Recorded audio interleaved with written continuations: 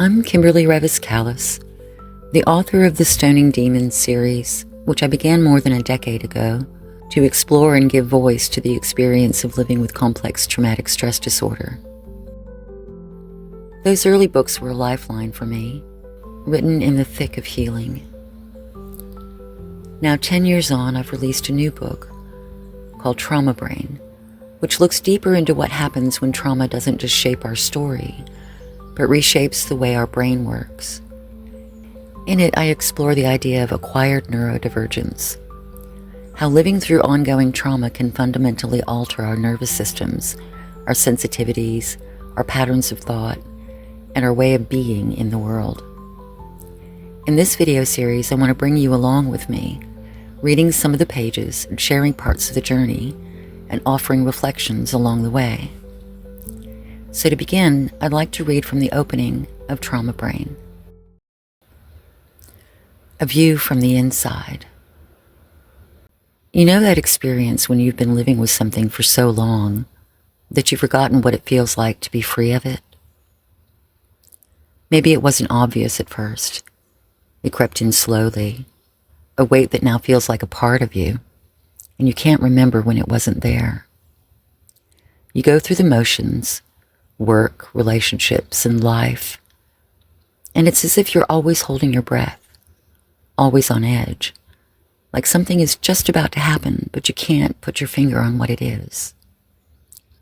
Your mind races, but it feels like it's trapped in loops, never really moving forward and never really stopping. And you wonder, is this all there is?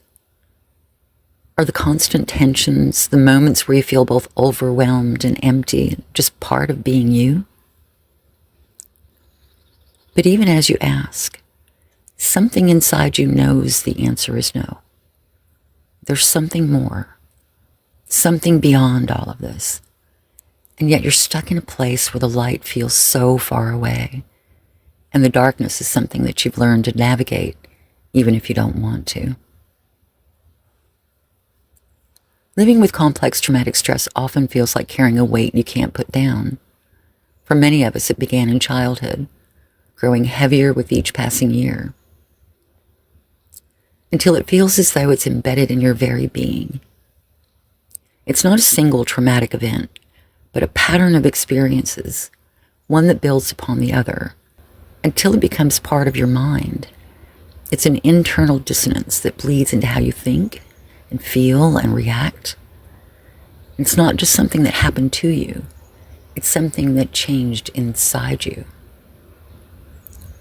You've been carrying this weight for so long that you don't recognize that it's not an inseparable part of you. It's something that was placed on you, something that grew over time, something that obscured your light, but it was never who you were meant to be. I remember the first time I started noticing the changes in myself. It wasn't a sudden realization, but more like a growing awareness that my brain didn't work the way it used to. I was more sensitive to everything, easily overwhelmed by the simplest tasks, and struggling to focus on the here and now. My emotions felt unpredictable, intense one moment and completely flat the next. And I didn't have words for it then, but I knew something was different. I had become stuck between the fire and the shadows. This may be something you've experienced too. Perhaps you've noticed that there's something changed about the way you experience your world as the weight of complex traumatic stress has settled in. Over time, the experience has changed from the inside out. That quiet voice inside, those physical reactions that seem to come from nowhere, the heightened sensitivity, the emotional intensity, the overwhelming feeling that there's too much input. Feelings of overwhelm happen more often than they did before. You might feel like you are continually battling with overreactions, that you need to calm down or get a grip, but somehow the calm never seems to settle. Maybe you told yourself that you were too insensitive, that your struggles were all in your head. It's likely that you've spent a lot of time trying to understand why things feel harder for you than they should be. I know I have. You may have thought that if you just tried harder, things would get easier. That thinking can become a trap. The truth is, these struggles aren't about your willpower or choices. They're part of how your brain and body has adapted to survive what you've been through. Your mind and body responded in ways that may not have always made sense to you. But the sensitivities that you've developed are part of the natural way our brains and bodies respond to recurring traumas and chronic stress. With complex traumatic histories, we have become tuned to anticipate danger, and that tuning became a part of how we respond to the world around us, as well as the world within us.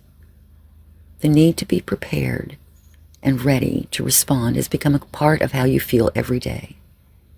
But that doesn't mean you're stuck. If that resonated with you, take a deep breath and know that you've already taken a powerful first step.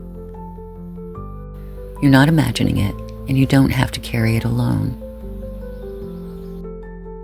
If anything in these videos brings up strong emotions, memories, or distress, please don't try to navigate it alone.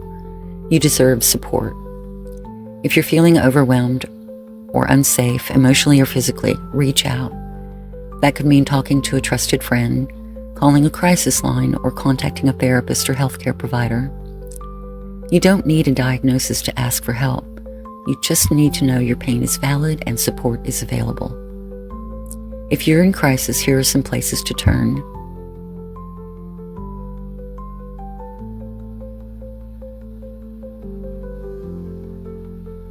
Support is for healing, not just emergencies. You are not alone.